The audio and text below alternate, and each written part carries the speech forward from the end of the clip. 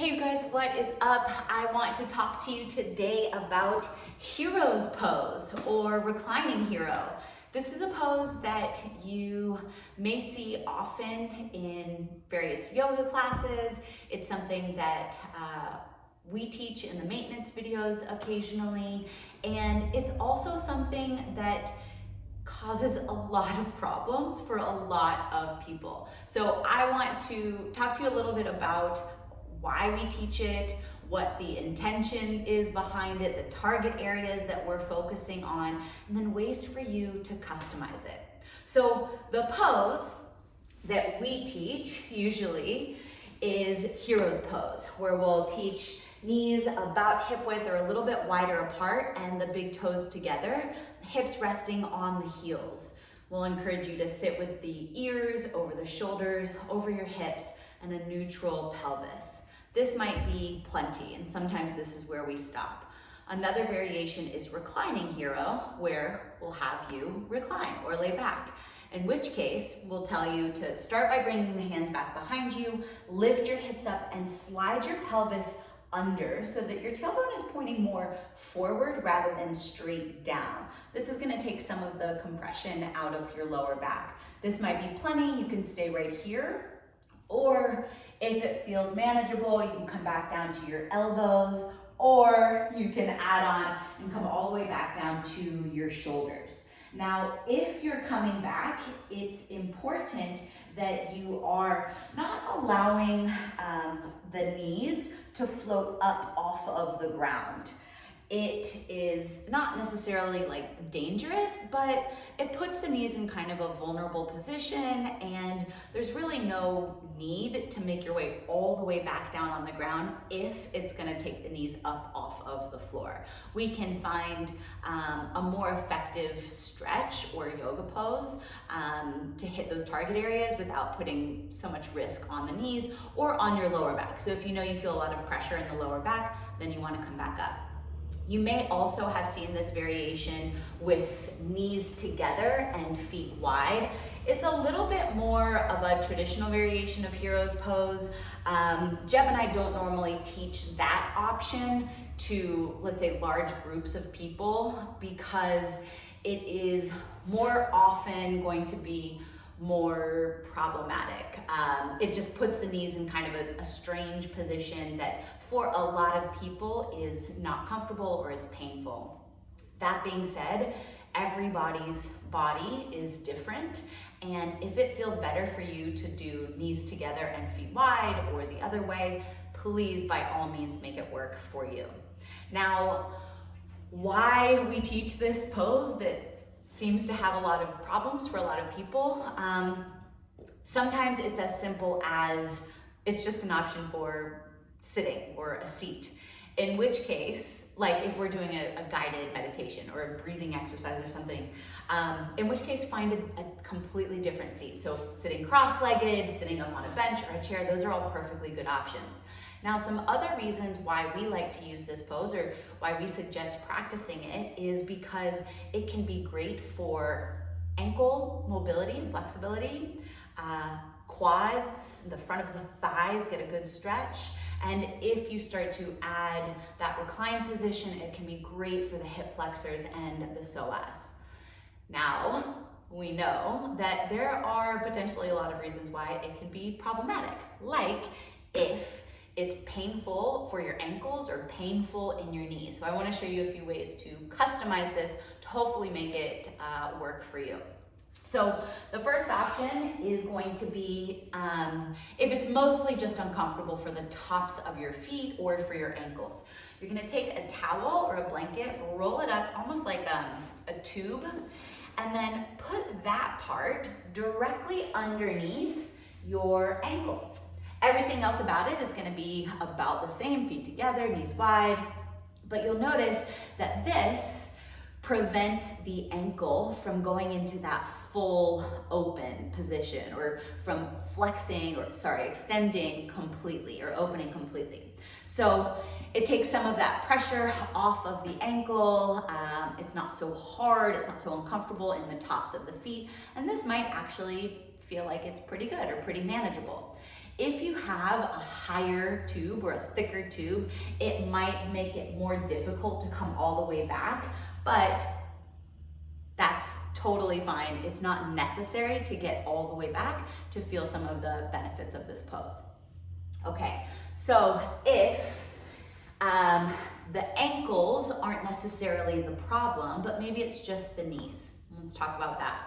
So let's just say it's just uncomfortable, or the knees are a little bit more bony, or you feel a sharpness or a pain just having the knees on the hard surface. One very easy way to customize that is to put a blanket right underneath your knees to create a little bit more of a cushion for you. Now, just a note about pain and maintenance. So some of the stretches are going to be uncomfortable. They might be intense. You might feel like a deep sensation, or what might be like warming or like burning. Those things can be okay. I would say that if you can breathe deeply throughout the entire movement, then it's probably worth staying in or exploring a little bit more. But if you're feeling an acute sensation, like something that you could point a finger to rather than like wave your hand over, then it's probably something that needs to be adjusted. So if there is sharpness, pain, pinching, numbness, tingling, any of those things are signs or feedback from your body that it's too much and you need to come out of it or make an adjustment to it. So hopefully that makes sense. We want you to get comfortable with being uncomfortable, but we also want to protect your long-term health and not do any damage. Okay, so back to how to customize this for your knees. Now, if the flexion of the knees is a problem, it might also be a simple adjustment of taking the towel and placing it behind the knees. So kind of like what we did for the ankles, if you put this cushion or the towel behind your knees, it's going to prevent the knee from closing quite as much. Now that might feel kind of strange on your calves or behind your legs, in which case you can, adjust it, take it further away, or flatten it out a little bit to make it seem like it's more manageable. That's one option. Now, what I like the most, and what I think is probably one of the best variations or customizations of this, is to use some blocks or something to support the weight of your body. So I've got 2 blocks because I like a nice broad base, but you can take the blocks as wide or as high as you want. And if you don't have blocks, that's totally okay. You could use stacked up towels or pillows or something like that.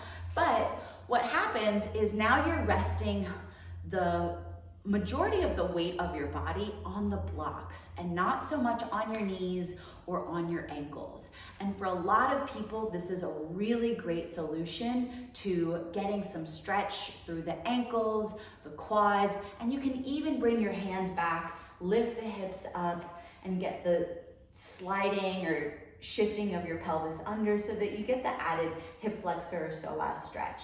So this might be a great solution if you want to really deepen the psoas or the hip flexor stretch and you're trying to make it all the way back.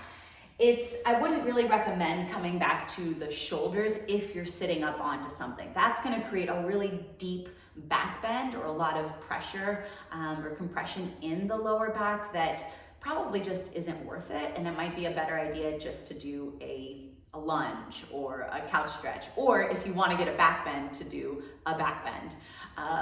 So again, if you're sitting up on the blocks, I don't recommend coming all the way to your shoulders, but you can absolutely come back to your palms. You can even stack up something to put to come onto your elbows if you want to take some of the body weight out of your hands or make it slightly more restorative.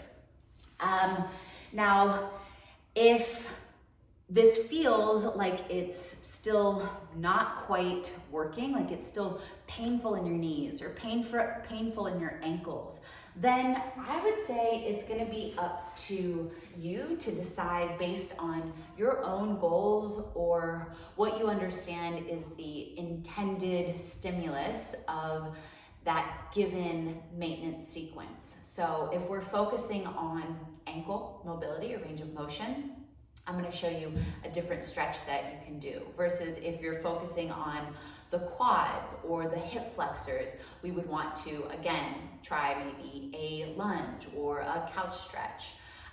For the ankle mobility, this is one that I really love. So you would come up onto a seat because it's gonna take all of the body weight or give you more control of how much pressure or how much weight goes into the top of the feet. So on a seat, you're gonna tuck your toes underneath so that your toes are pointing back and the top of your foot is down on the ground. Now this already feels like a big deep stretch through the front of my foot, the front of my ankle.